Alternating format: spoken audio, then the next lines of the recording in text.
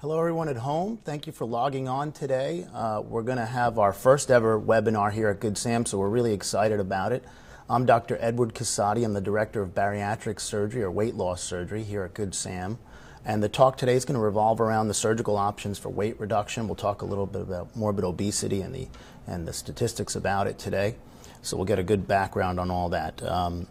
Please feel free to write in some questions in your chat space, because we'll take time at the end to answer some questions. The talk will probably last about an hour roughly, just to give you an idea of the length of it.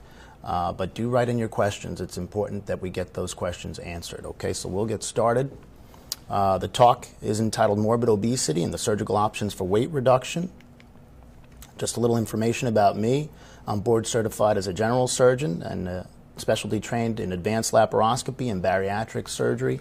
My general training was at the Stanford Hospital, a Columbia affiliate, and my fellowship training at the University of Pennsylvania, once again in advanced laparoscopy and bariatric surgery. And at the bottom of your screen, you'll see some of my affiliations there. So let's get into the topic at hand. Obesity truly is an epidemic in our society. It's termed that, and the statistics bear it out. The reality is that 1 in 5 people in the United States fit the strict definition of obese, and we'll talk about that in a minute. We don't throw around terms like obese and overweight and morbid obese. They have strict definitions. 3 in 5 Americans are either overweight or obese, and in the last 20 years, obesity amongst adults has doubled, so truly an epidemic. When we put some numbers to these figures, we see that 61% of the U.S. population is either overweight or obese, over 100 million Americans, 50 million roughly of whom will qualify as obese.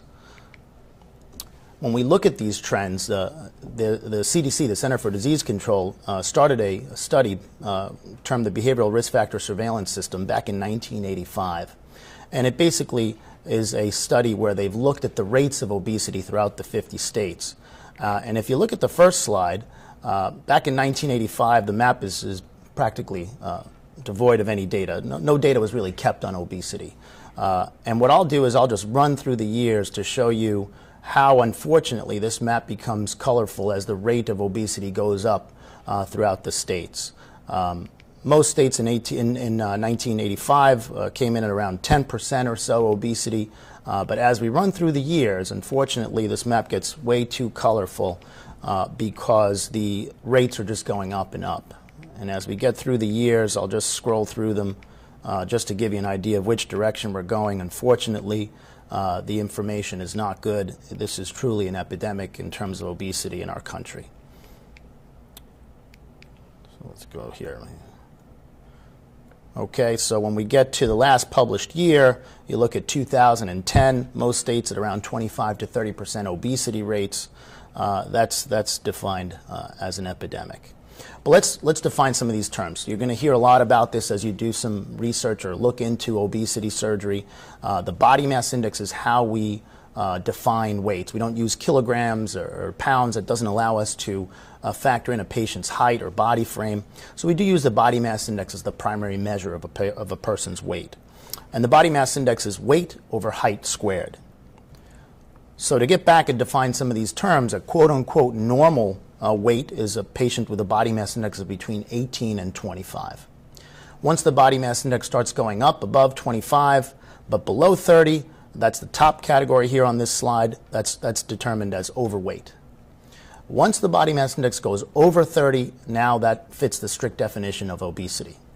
Obesity can have several different categories to it, and the one that I'll point out to you in terms of the different categories of obesity here on this slide is the one that's termed morbidly obese. Morbid obesity is defined as a patient with a body mass index that's climbed up above 40, or a body mass index between 35 and 40 with one or more of the medical problems relating to obesity. And you'll see in the talk that there's at least 30 medical problems directly related to obesity. So that's the category I want to point out to you because the morbidly obese category, once again, body mass index of 40 or greater or between 35 and 40 with medical problems, that's the category of patients that we can help with surgical options for weight reduction. But let's talk about why it's so critical that we be aggressive with weight reduction. This slide basically tells you why. When you look at most patients with body mass indices even over 27, that's what we're looking at here, we see that this pie chart shows that about 65% of those patients will have one or more of the medical problems directly related to obesity. So again, a direct correlation between increasing weight and failing health. There's a list on the right side of this slide that gives you most of the more common medical problems relating to obesity. High blood pressure, diabetes, high cholesterol, all of which can lead to coronary artery disease or heart disease. Other conditions that some people don't even know they have, like sleep apnea, the development of gallstones, heart problems, joint diseases, of course. Infertility, a very common condition that's related to obesity. So again, the vast majority of patients, even with a body mass index over 27, start to demonstrate these medical problems. Direct correlation between failing health and increasing weight. All that unfortunately translates into premature death. 400,000 deaths each year are related directly to obesity-related causes. Compared to people of normal weight, obese patients have a 50 to 100% increased risk of premature death. And that risk goes up as the weight goes up. So a direct correlation between increasing weight, failing health, and premature death, unfortunately. When we look at life expectancies, we see in the different categories of obese patients, if we look at white males, ages 20 to 30, with a body mass index of over 45, we see up to 13 years of life expectancy lost. White females in the same group, about 8 years. African American males, up to 20 years of life expectancy lost. And African American females, 5 years. So across the board, we're seeing shorter lifespan because of the ravages of obesity. So let's talk about what we're here to talk about, which is what are the options? How can we tackle this problem? Well, clearly there are several options. Firstly, medical therapy, non-surgical options, and then surgical options. We'll get into those. Medical treatments for obesity, everyone's familiar with most of these. They basically revolve around the premises of diet or changing what you eat, exercise. A good exercise regimen is critically important to increase metabolism and foster weight loss. Behavioral modification, that speaks more towards how you eat, when you eat, instead of what you eat. And of course, medications. In some instances, medications can help to get weight loss started, and there have been many on the market that many of you are familiar with. Basically in two categories: appetite suppressants, malabsorption agents, which means that the agents allow you not to absorb either carbohydrates or fats to some degree. Unfortunately, this is what we tend to see with medical weight reduction alone in the vast majority of patients. If you look at this graph, we see that medication alone, which is the top line, tends to yield around 5% weight change. If we add other modalities, medication and behavioral modification, the center line, we see a little bit of a better outcome, about 10% weight loss. And then if we add diets to that, meal replacements, we tend to get a little bit of a better result. But if you look, overall, we're losing around 15 to 20% weight, not nearly enough to affect long-term improvement in many of the medical problems that go along with obesity. Another thing to point out about the results of weight loss with medical means is that it tends to be of short duration. If you look at these lines, the maximum benefit tends to be at around 6 months. As we stretch these lines out to a year and longer, you see that weight starting to come back. Patients start to regain weight, unfortunately. So two things: not enough weight loss and not sustained for long enough. That's what we tend to see with medical weight reduction alone in the majority of obese patients. Again, weight loss, small amount, short duration, 10, 40 pounds, average for about a year, then we start to see weight regain.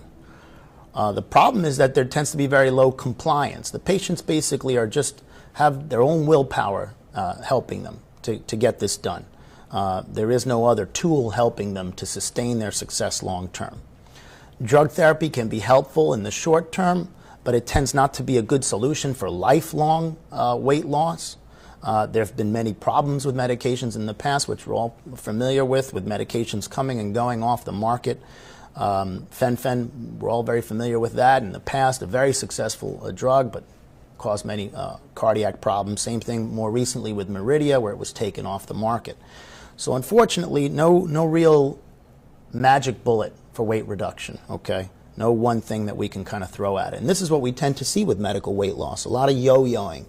It's not that patients can't lose weight with medical weight loss, it's that they can't sustain the weight loss. So we see a lot of yo-yoing, 10, 20, 30 pounds of weight loss, another 30, 40 pounds of weight regain, and over time we actually see weight going up instead of going down.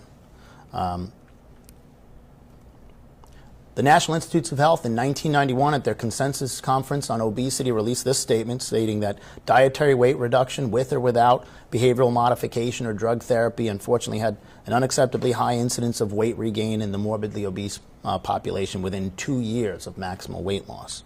So unfortunately we're failing with medical weight loss alone.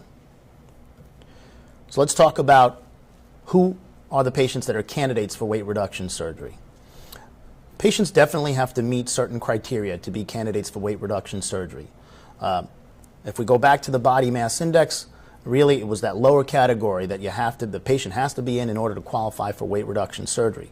So a body mass index of 40 or greater, or a body mass index of between 35 and 40 with one or more of the major medical problems that go hand in hand with obesity. Again, diabetes, high blood pressure, sleep apnea. We have to be able to document the presence of those major medical problems or comorbidities. Another critical point is that patients are not candidates for weight reduction surgery until they've tried to lose weight through medical means and unfortunately failed. Surgery is not the first option for weight reduction. It's only the option once, unfortunately, patients have failed to lose weight long term. Other criteria that are present, particularly here at Good Samaritan Hospital, we don't operate on adolescent patients. Some institutions do. We're a center of excellence here at Good Sam. We get exceptional results. We don't operate on adolescents. Very few programs around the country do operate on adolescents, so our criteria is 18 years or older. Patients have to be free of untreated medical problems. That's important to really be specific about. So if patients have diabetes or high blood pressure or thyroid problems, it's not that they're not candidates for surgery. It's that those conditions have to be under control through medical means. Same thing with some eating disorders, binging patterns of eating, where maybe patients don't eat much for breakfast or for lunch, but then try to have a very large meal at dinner. That's a dysfunctional type eating habit.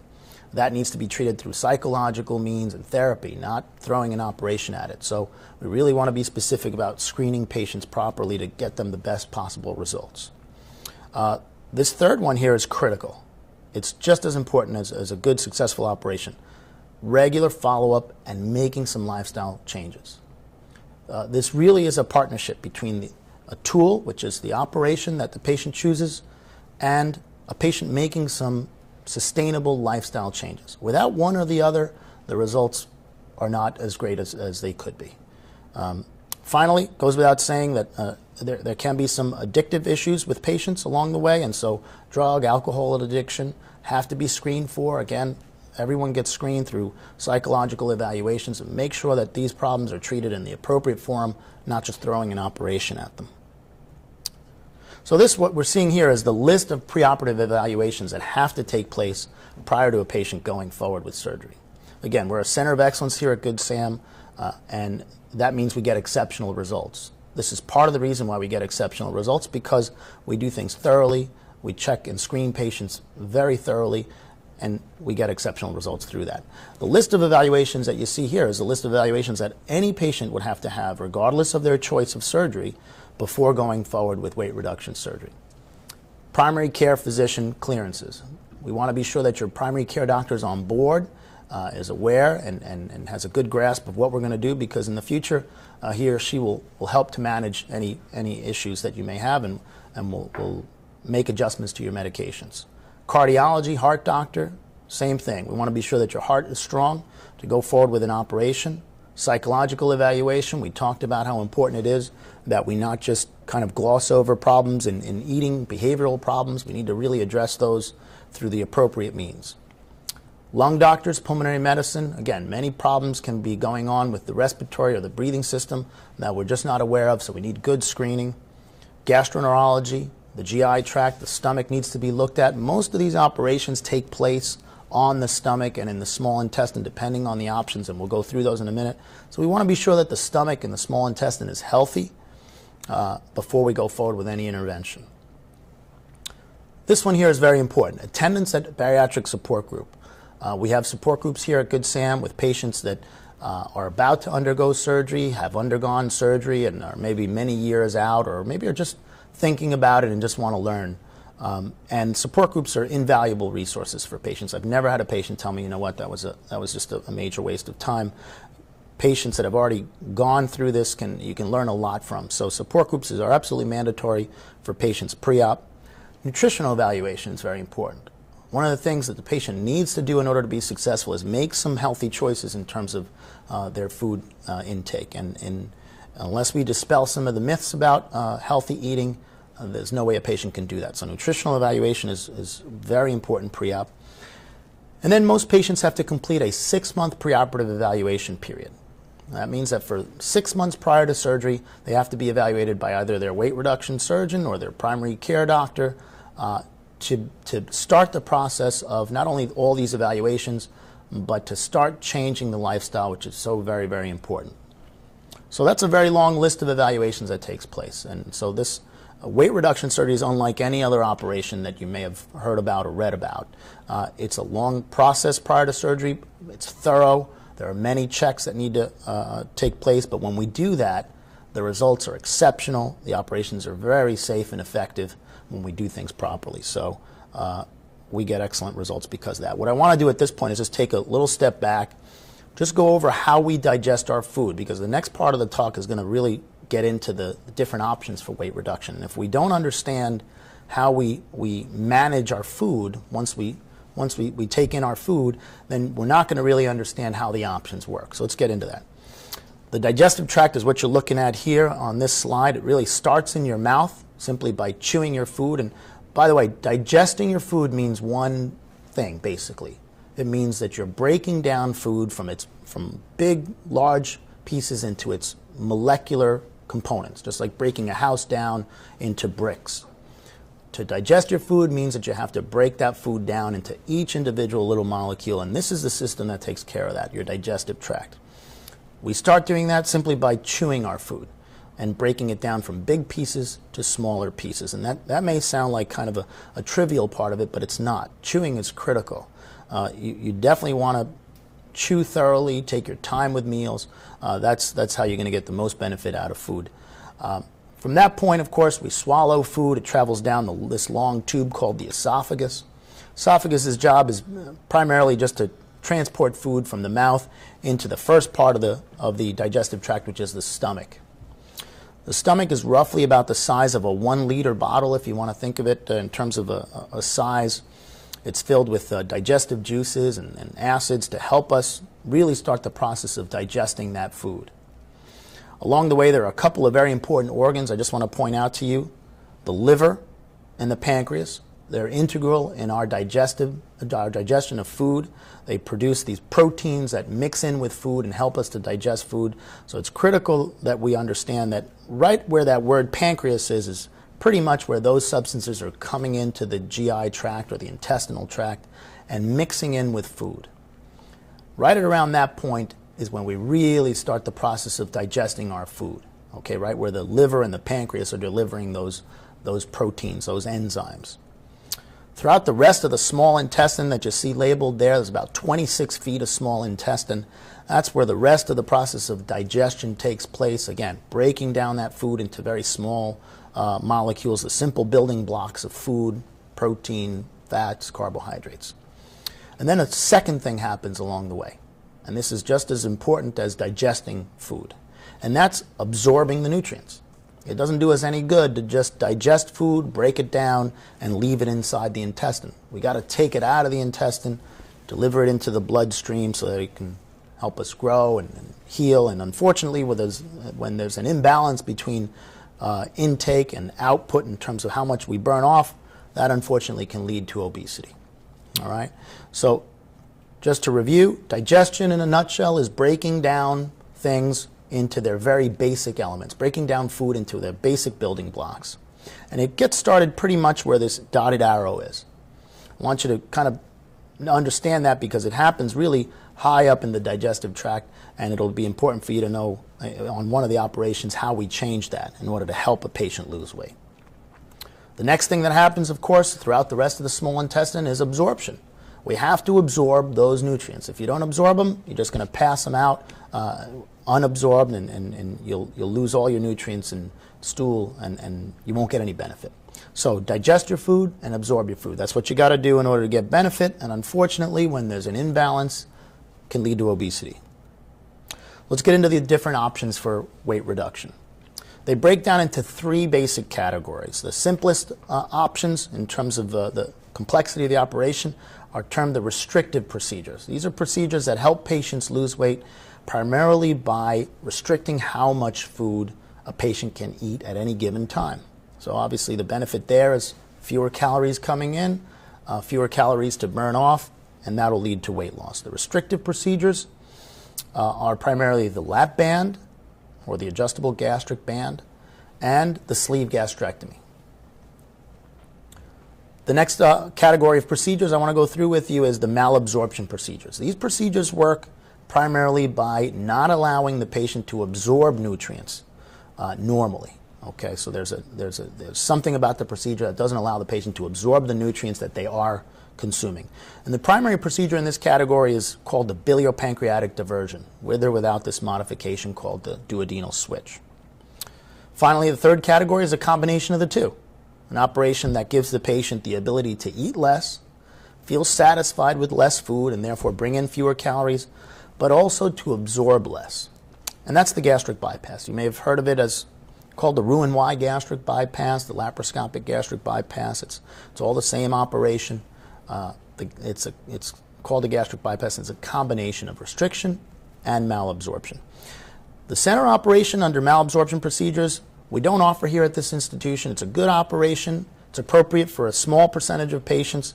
Many studies have indicated that we can be very, very successful with weight reduction with either of the restrictive operations or the combined restriction and malabsorption gastric bypass without having to incur some of the potential long-term side effects of this central operation here, the biliopancreatic diversion. So malnutritional side effects long-term that can be hard to manage with that operation. So we don't perform it here at Good Samaritan. It's a good operation, but I'm just telling you about it kind of as an educational step here. These are the three operations that we offer primarily here at Good Sam. Again, the gastric bypass on the left, the lap band in the middle, and the sleeve gastrectomy on the right. One note about the sleeve gastrectomy, you're being shown the stomach there on the side, but that part of the stomach that's excluded or taken away from that area of the sleeve, let's see if I can just use this pointer here, just to tell you what I'm talking about. This part of the stomach here is actually removed. It's there, it's shown in the diagram, but it's actually removed in the operation. And so that's why it's called a sleeve gastrectomy, because the stomach ends up looking like a long sleeve or a tube, and that's how it works primarily. We'll go through these operations now one by one, just to give you an understanding of them. So let's talk about the gastric bypass first. It was first developed back in the 60s, first performed laparoscopically or with minimally invasive techniques, small incisions instead of the traditional approach with up and down incisions down the abdomen, first performed back in 1994. Very frequently performed nowadays, about 200,000 procedures performed in 2009. And overall, it's still considered the gold standard for weight reduction because of the results that we get from it, in terms of the amount of weight loss and the length with which the patient can expect to keep that weight off. So again, there's a diagram of what it looks like. It's basically two components to the gastric bypass. The first part is the creation of a new small stomach, or what we call a pouch. Let me see if I can come in here with this pointer and show it to you. This is the pouch here, okay? That small new portion of the stomach, which we divided and separated away from the top part of the stomach, that's the new effective stomach for the gastric bypass patient. It's created small intentionally. Okay, we make it about the size of an egg, about 30 cubic centimeters, about the size of an egg. Now remember that the stomach, just like the rest of the intestine, is a muscle. It can stretch. It's supposed to be able to stretch a little bit. So the pouch is created small intentionally so that portion sizes after a gastric bypass are about the size of a dessert plate, not a big dinner plate. Patients after gastric bypass can't eat a big dinner plate amount of food. It's just too much. Patients after gastric bypass are satisfied with dessert plate portion sizes. So that's step number one, is restriction. Patients feel satisfied with less food overall. The next step is taken by creating what's called the bypass. About 1.5 feet away from the stomach, the intestine is divided in two parts. One part is brought up and connected here to that pouch, that new stomach, and the other part is connected back down to the intestine a distance away from the connection to the new stomach. That distance can be longer or shorter depending on how much weight the patient needs to lose, so we can modify this operation a little bit and tailor it to the patient's needs. But that's what's termed strictly the bypass. Okay? So again, about a small pouch about the size of an egg, and then the bypass, or the detour, if you will, think of it that way. The detour for food, where food is not going to come down the usual channel of the old stomach. It's going to go down this new detoured path, okay, from the new stomach, and then it's going to join up with everything else downstream. So let's show you the before and after picture there. On the left is the way it is all in the normal state, and then the gastric bypass on the right. So what's going to happen here? What's the difference between the two? Just to explain it to you, what's going to happen in the gastric bypass is, number one, less food consumed, right? Smaller stomach, less capacity to eat, and that's benefit number one. Benefit number two, however, is that food's not going to travel down the usual path. It's not going to travel down this path anymore. Food's going to travel down the detour or the bypass. And it's not going to really get digested until we get all those products coming from the pancreas and the liver. That's why I wanted you to point out where digestion gets started normally. Normally, digestion gets started right about here, right where the pointer is, because that's where the pancreas and the liver deliver those enzymes that we need to break down food, to digest food. Well, in the gastric bypass, that's not going to happen at that point anymore. It's going to happen downstream. It's going to happen here, because those enzymes coming from the pancreas and the liver are traveling down this path, while food is traveling down the other path. The two will come together at this connection here, and we've essentially bypassed about 1.5 feet of intestine on this side and about 1.5 feet of intestine on the other, which leaves about 23 feet of small intestine left over to do the job of digestion and absorption. So less intestine left over, less absorption, less digestion. So there's a combination. Restriction on the one hand, and then what's called malabsorption on the other, where the patients will not digest and absorb all their nutrients normally. That leads to exceptional long-term weight loss with this operation. So let's go through the advantages and the disadvantages of this operation. Advantages, of course, rapid weight loss. The weight comes off pretty quick with the gastric bypass. It's usually done minimally invasively, okay, with laparoscopic techniques nowadays. We have a lot of experience with this operation. It's been around for a long time. Average weight loss with this operation. We always talk about excess weight loss. So we're not talking about patient's total weight. It's the weight that they're overweight by. How much are they going to lose of that? And on average, patients with gastric bypasses lose between 60 and 85% of their excess weight. So that's exceptional long-term results. The minimum that we're looking for with weight reduction surgery is 50% excess weight loss. That's where we start to see significant improvement in that diabetes, that high blood pressure. Okay, we certainly can't reverse damage that's been done to joints, but we can prevent further damage, and it tends to be at around 50% excess weight loss where we're looking for that.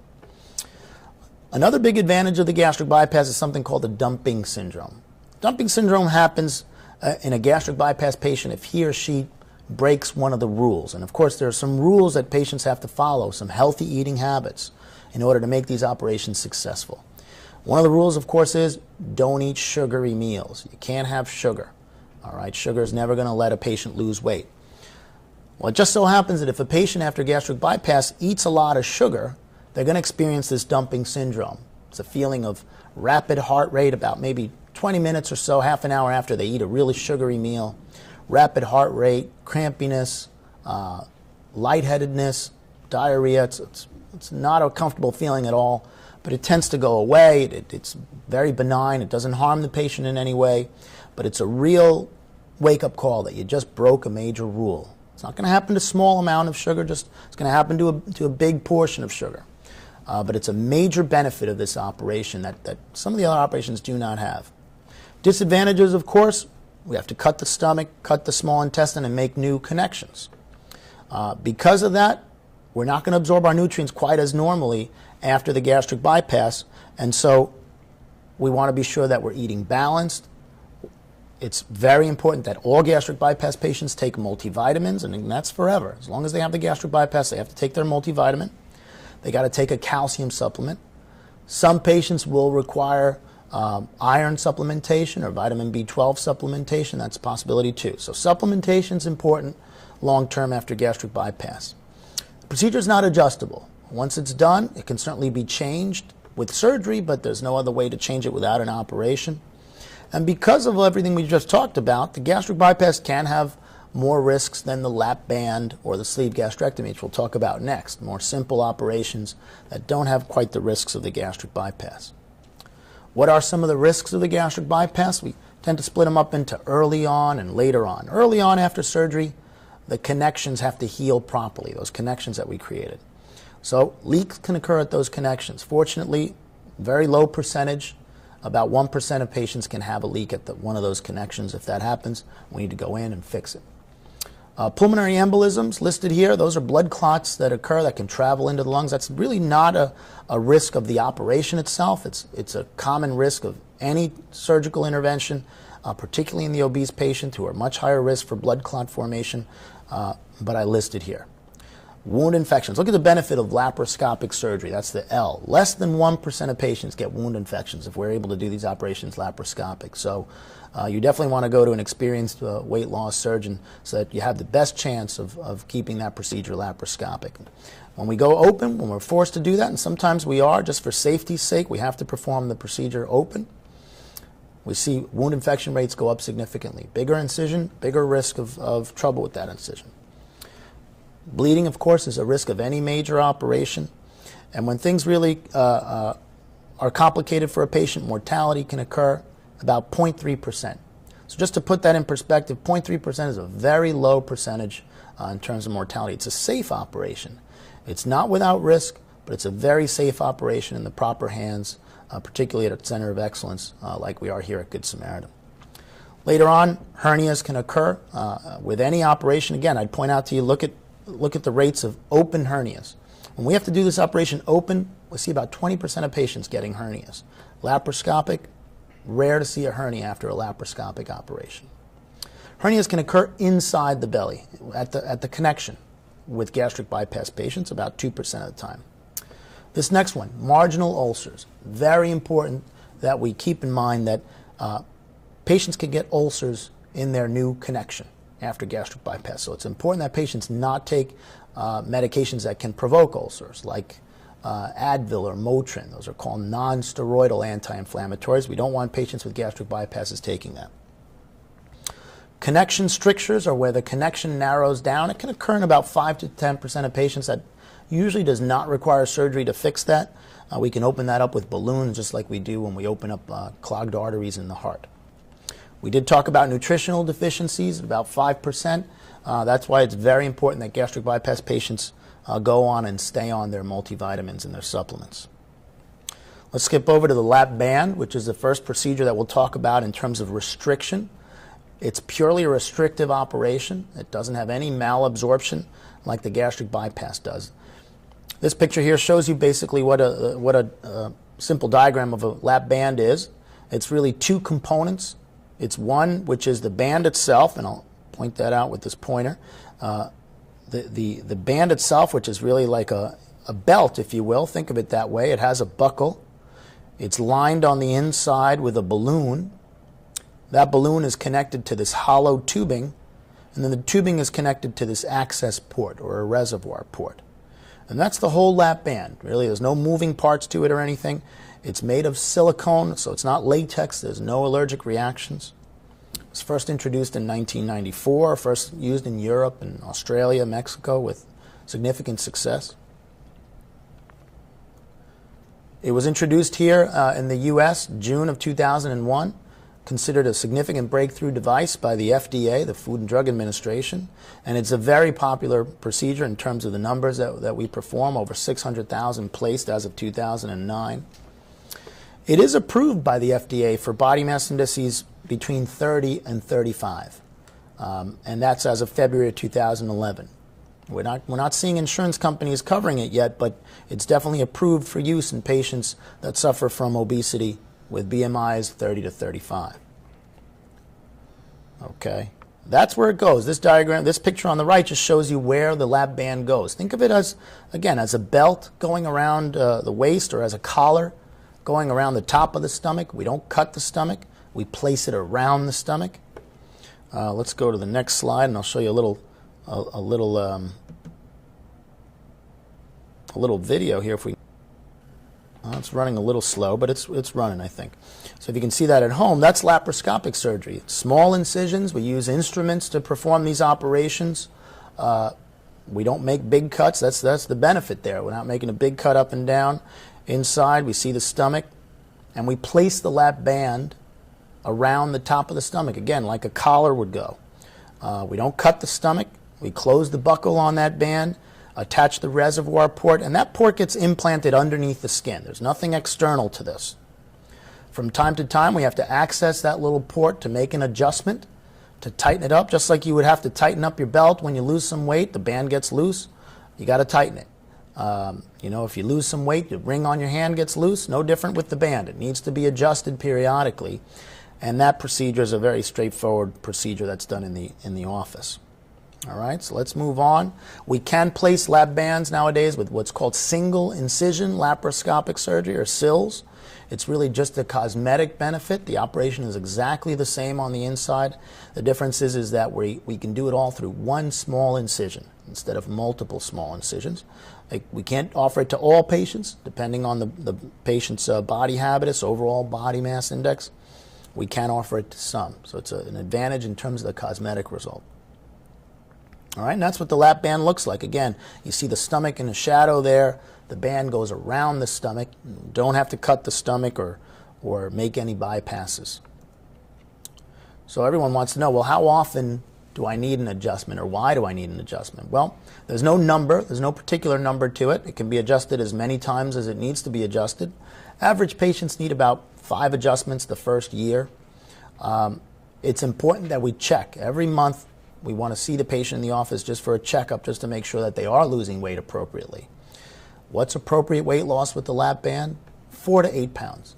So 1 to 2 pounds a week of weight loss a month. That's the average weight loss for the lap band. That's what we're looking for. As long as the patient's losing weight appropriately, feels comfortable, we don't need to make any adjustments to the lap band. But if a patient's trying their best, following the rules, and we'll get into those rules in a minute, and they're not losing weight, well, that's what the band is there for. The band is there to help them eat less, feel satisfied with less food, and we make that adjustment in the office. It's a quick procedure, a little pinch on the skin in the middle of your abdomen, really not painful at all. A quick procedure done right in the office to adjust the band. Make it a little bit tighter or loosen it up. It can be loosened as well. Sometimes we do need to loosen it up.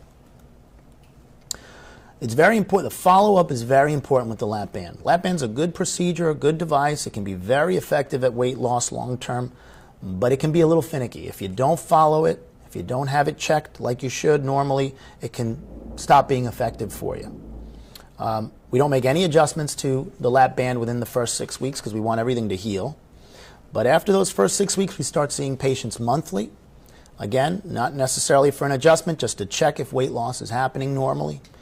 The second year, we push it out to every 3 months. The third year, it's just twice for the year. And then after that, just once a year, like a regular checkup. But checkups are important because we want to be sure that patients are following the rules and that their band is adjusted properly.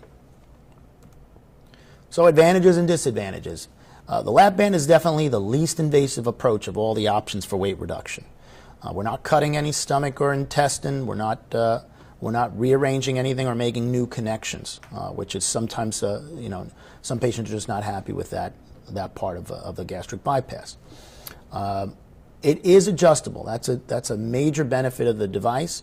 It needs to be adjustable. Again, just like the belt around your waist needs to be adjustable, the ring on your finger, the band has to be adjustable to catch up with you as you lose the weight.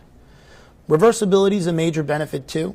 The band can be divided. We can go in laparoscopically usually, divide the band, take it out, and then everything is back in its normal position. We haven't rearranged anything. So reversibility tends to be a big advantage of the lap band.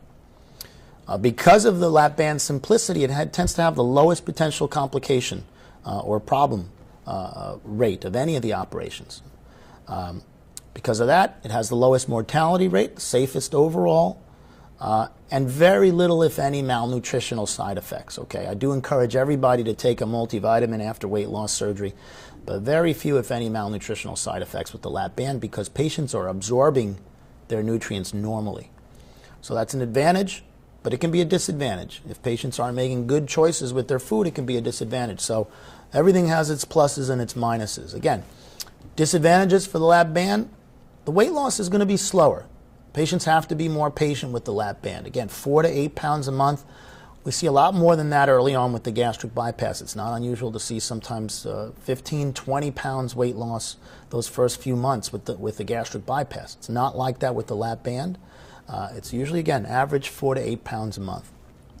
Regular follow-up and following the rules is important for all these operations, but particularly for the lap band. Patients who don't have good long-term success with the lap band, sometimes it's because they're not following the rules and because they haven't had good follow-up and it hasn't been adjusted properly. So definitely follow-up is something that a patient has to be willing to undergo if they're going to choose the lap band. Overall weight loss with the lap band, 50 to 70%, so about 10 to 15% less weight loss than we see with the gastric bypass. Again, we're looking for a minimum of 50%. Okay, that's our minimum that we would consider a successful operation, so we can still be very successful with the lap band. No dumping syndrome. Never get a dumping syndrome with the lap band, so that's actually not a good thing. I definitely list it as a disadvantage. A dumping syndrome is a protection against bad habits, against going back to sweet eating, sweets, candies, ice creams, that kind of stuff that will never allow patients to lose weight. You just don't have that protection with the lap band. What are the potential problems or complications with the lap band? Slippage is one. The band can slip out of place even though we put it right where it needs to be. Portions of stomach can slip up above the band. First thing we need to do to try to correct that is remove fluid from the band. Sometimes that takes care of it. Sometimes it doesn't, and we need an operation to reposition it, put it back where it belongs. The band, being that it's a foreign body, can cause an ulcer into the stomach. That's called an erosion. We tend to see that about 1% of the time, much fewer rates of erosion nowadays than in the past where we used to place it a little bit differently. In placing the band, there can be injury to the intestines or the stomach, so gastric perforation, 0.3%. It's rare, but it can happen, so it's not without risk. DVT, or blood clots in the legs, deep venous thrombosis, again, not really a risk of the operation itself, just kind of the reality of any major surgery in the obese population or in any patient. But we tend to see it at low rates because the operation is quick and we don't have long operating times. Bleeding can occur again with any surgery, and mortality exceedingly rare with the lap band because it's a simple, straightforward operation. Let's skip over to the sleeve and then we'll take some time for questions, so I hope you're writing in your questions. The sleeve is the next procedure I want to talk about. It again works primarily by restriction, meaning that the patient can eat less and feel satisfied with less food. There's no bypass component to this operation, just like with the lap band. The sleeve works differently from the lap band because we are actually removing a major portion of the stomach with the sleeve gastrectomy. We're turning the stomach from something that kind of looks, again, like the shape of a large bottle container into something that kind of looks long and tubular like a banana. So where you see this arrow here, that outer part of your stomach, let's see if I can get my pointer, that outer part of your stomach there, that's actually removed. So even though it's shown on the diagram, this outer part of the stomach is removed. Okay, and the stomach now looks long and tubular like this. And so there's a lot less stomach there to be the reservoir for food, so patients can eat a lot less, feel satisfied with less food. So that's the first major benefit, the restriction. The next major benefit is the fact that by removing this outer part of the stomach, that's a major production center of a hunger hormone called ghrelin. It's a hormone that that provides us with a significant feeling of hunger. By removing that outer part of the stomach, patients have a lot less hunger cravings overall.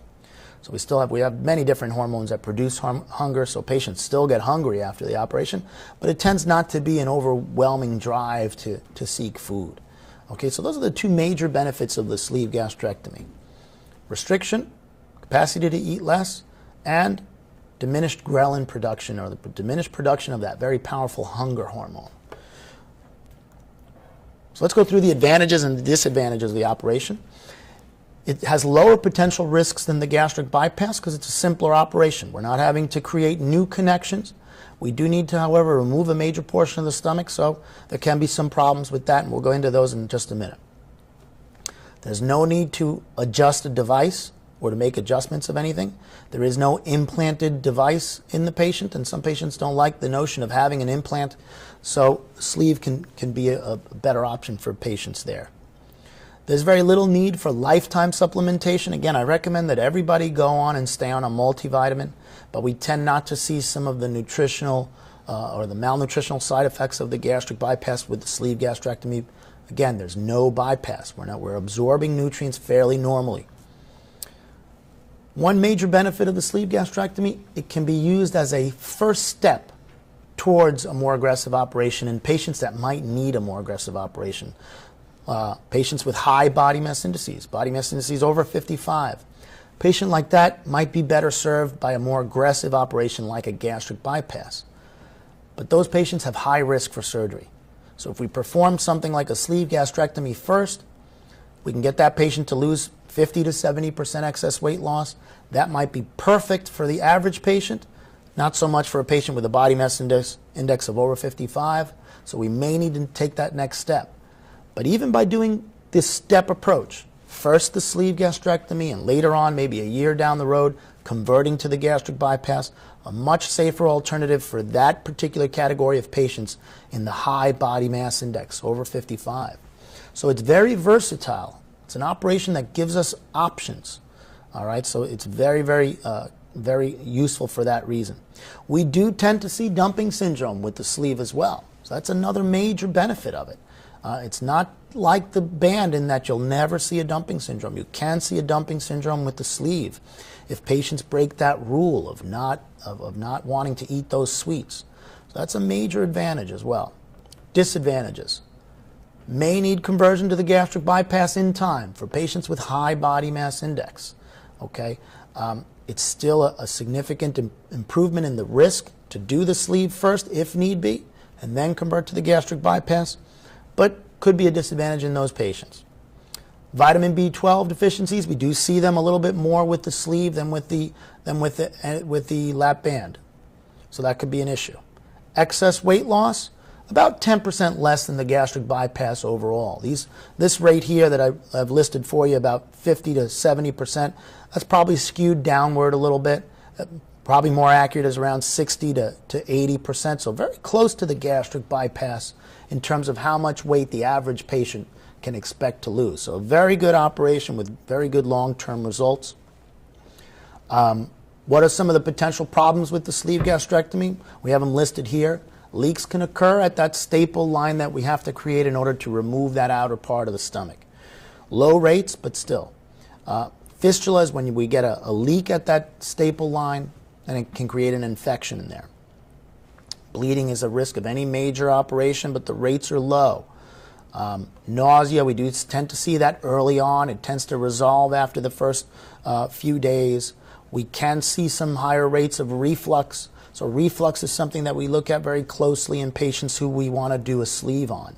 If a patient really suffers from reflux severely, may not want to do a sleeve gastrectomy on that patient. Mortality rate at the bottom, it's a very safe operation. When you compare it to other major operations that you can see mortality rates on the average of 2-3%, these operations are very safe. They sometimes get a bad reputation of being risky because of earlier on surgeons performing it may not have had the training in weight reduction surgery as we do nowadays, so our results are much better nowadays overall. Let's talk about the hospital course, and then we'll wrap up and take some questions, okay? Hospital course for lap band patients, usually the operation is ambulatory, which means you come in, the lap band gets placed, and the patient gets discharged home after the operation.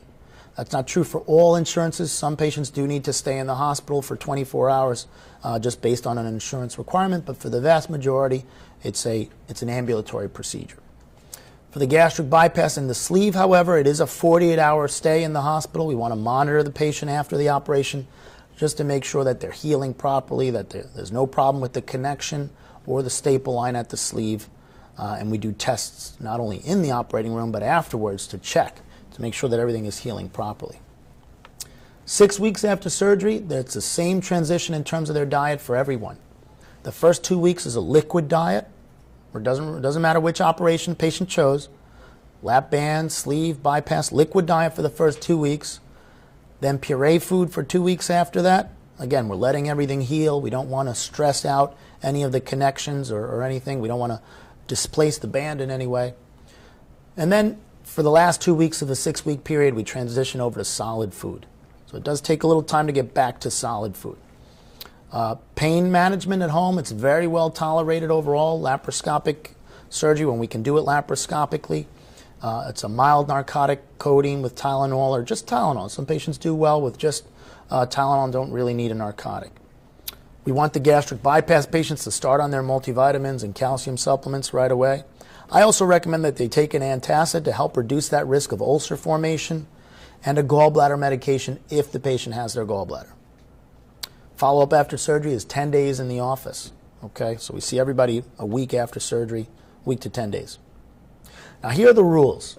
I've saved it for the end because it's really something that I want to take a little bit of time on. The rules are critical.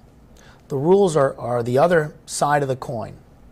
Everything we've talked about now is the operation, how the operation is done, what the options are. But this is what makes the operation run. This is really, really critically important. So what are the rules that all weight loss patients have to follow in order to be successful long term? They're right here. First thing is we want to be sure that we're eating 3 meals a day. Okay, we don't want to fall into a pattern where we're binging, which means that we're not eating breakfast, we're not eating lunch, and maybe we're having a big meal at dinner. Never work. The opposite is just as bad. You don't want to have multiple meals throughout the day with frequent snacking. We want to try to limit it to 3 meals a day with 2 small snacks if need be, but we don't want to have a pattern of either binging or frequent snacking or what we call grazing throughout the day. Number 2, critically important, we want to limit those refined carbohydrates. Not all carbohydrates. Fruits, vegetables, salads, those are carbohydrates. They're the good carbohydrates. They're complex carbohydrates. They break down slowly into sugar. The bad carbs are the white ones, okay? White bread, pasta, rice, potatoes, sugar. You want to stay away from those simple carbohydrates because they turn into sugar in your body. Eating those items is just like eating sugar because your body digests them straight into sugar right away. So you need to stay away from those carbs if you're going to want to lose weight long term. Number 3 kind of goes against a little bit of the grain of what people think is appropriate for weight loss. You don't want to have liquid calories. So this whole notion of juicing that's out there nowadays where they sell juicers on Sunday morning. You can't see anything on TV without seeing a commercial for a juicer. You don't want to do that. You don't want to blenderize your meals. You don't want meals that are liquid in form or blenderized or pureed. The reason is because those foods you'll be able to eat a lot of. A patient will get a lot of those calories in. You want solid food. You want to have to chew the food.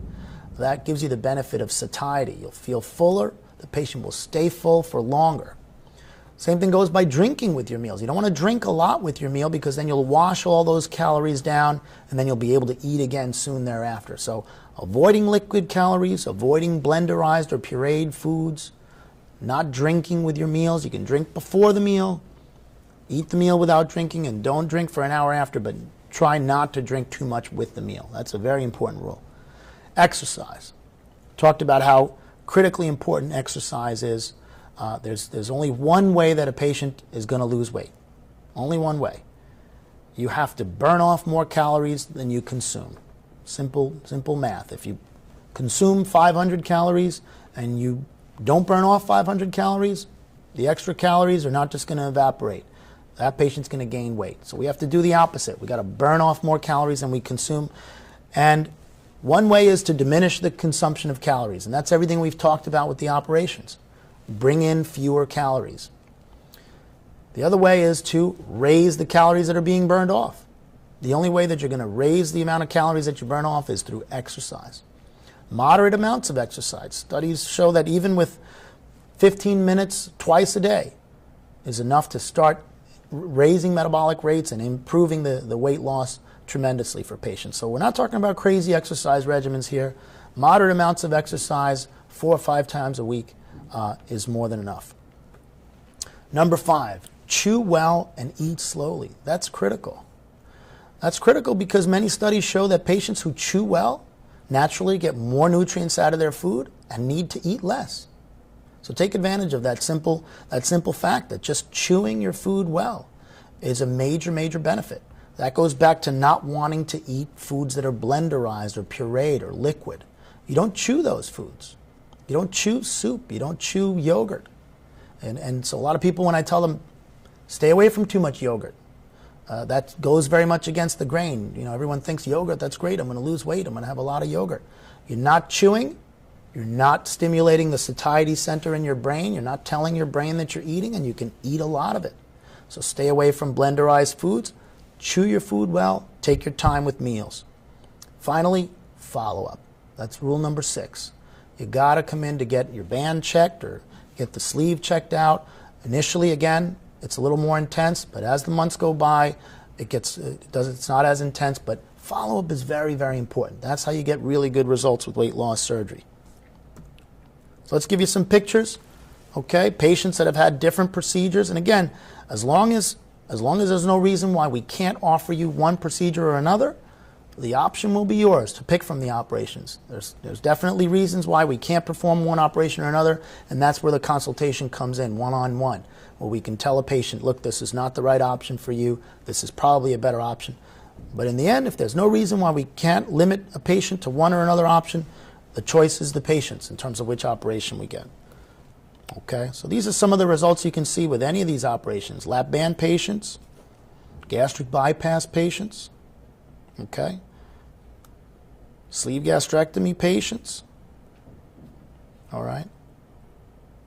So the results can be exceptional with any of the options. The key, of course, is to match the right patient with the right operation, and that's what we do. Okay, I think we're done with the presentation. If anyone had typed in any questions or anything, maybe this is a good time to take some questions. Okay, thank you, Dr. Cussatti, and thank you to everyone who's been logged in at home listening. We did have a couple of questions from home. Silas asked if you can estimate what is a safe weight for a male who's 5 feet 2 inches tall. Well, there's charts that give us what's called ideal body weights. I don't have the chart in front of me, but they're really standardized kind of weights based on a male's body frame, height. So a male, you said 5'2", 5'2", of medium to large body frame. Don't hold me to it, but that's probably what's called ideal body weight is probably in the neighborhood of around 130 pounds, maybe 140 pounds. Again, we don't use ideal body weight to guide us. That's not what we're looking for. The results, these operations are not designed to get patients down to ideal body weight. We're looking for a minimum of 50% excess weight loss of the excess amount, not of the total amount. Patients can achieve ideal body weight if that's what they want, but that's not the goal of the operation. We don't need to do that in order to improve the patient's health and help to resolve those comorbidities. Okay. Dawn has asked if you can tell us what happens when people have excess skin after this surgery. So how do patients get rid of that? Yeah, that's a very common question, and excess skin is something that happens to some degree with all patients. It varies. It varies how much excess skin a patient has. It varies based on how much weight they were carrying all along. The more weight a patient's carrying, the more that skin has stretched, the less it's going to bounce back. How much a patient exercises is another determining factor. The more exercise, the more the skin gets pulled in to a point. Smokers, of course, will have more draping skin than non-smokers, so that's another reason yet why you don't want to smoke. What are the options for those patients? They're cosmetic issues for the most part. Cosmetic surgery, there's many different operations available for lifts of different kinds, tummy tucks, arm lifts, thigh lifts, that kind of stuff. So there are definitely options. I always recommend to patients to wait.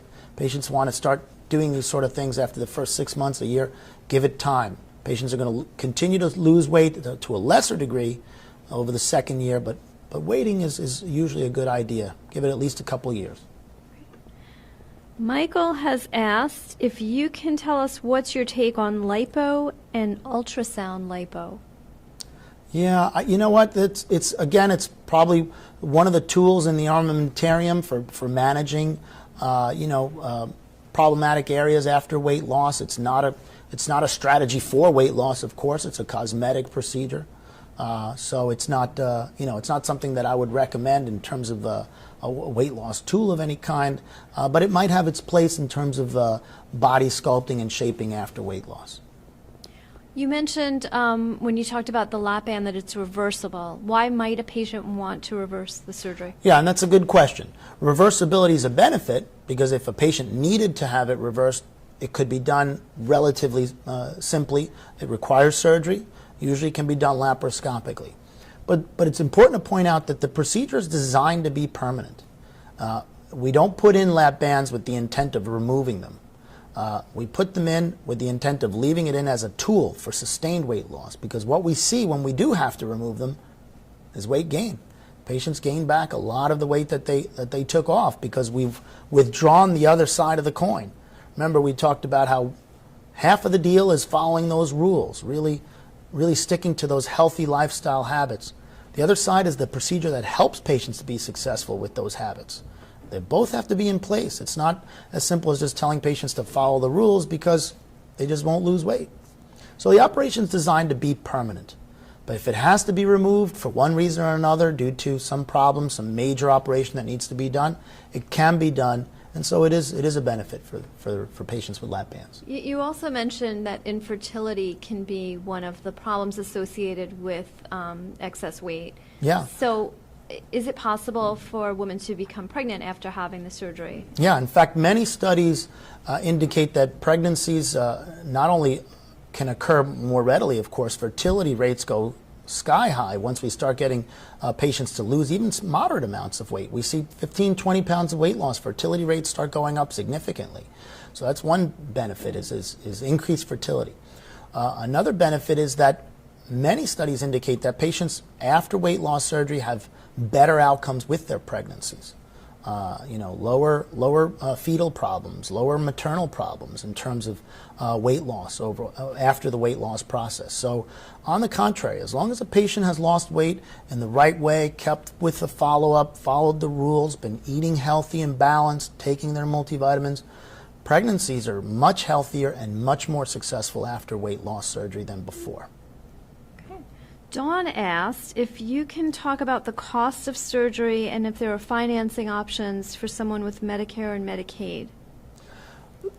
All the costs of the procedures, barring, of course, co-pays and deductibles, which is a part of, the insurance world, are covered by insurance. Now, for patients that don't have insurance or maybe where their insurance does not cover weight loss surgery, some policies just don't cover weight loss surgery. That's something I always ask my patients, look, be sure before you even start the process, just call your carrier, make sure that you have that option for weight loss surgery. Not every plan pays for weight loss surgery. It's like any other insurance policy. They'll cover some things, but not others. But if they do cover it, it's all covered by the insurance plan. Medicare certainly covers it. Medicaid does cover it too. It's just a matter of whether or not the institution or the surgeon that you're going to see accepts that particular insurance. We do have options for financing if the patient is uninsured. So those options do exist for sure. And Dawn's last question is a nice one for us to end on, which is how does a person start the process? Yeah, the first thing I would ask the patients to do is to have a consultation with the bariatric surgeon. Here at Good Samaritan, we're a center of excellence, and my practice is a center of excellence, so it's critical to start with the right team. You want a team approach. You don't want to just go to a center that's not performing these operations on a regular basis and that's not a center of excellence.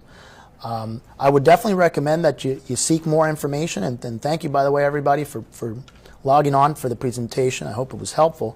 But you can get a lot more information through the website here at Good Sam, www.good-samaritan-hospital.org, or call our number to get more information, 631-376-4444.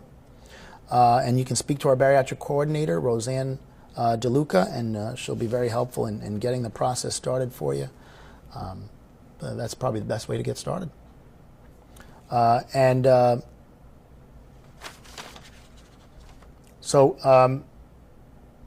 presentation will remain live, okay, on the live stream feed if you want to tune into it and see it again. So thank you very much for tuning in. I hope it helped you and answered some questions.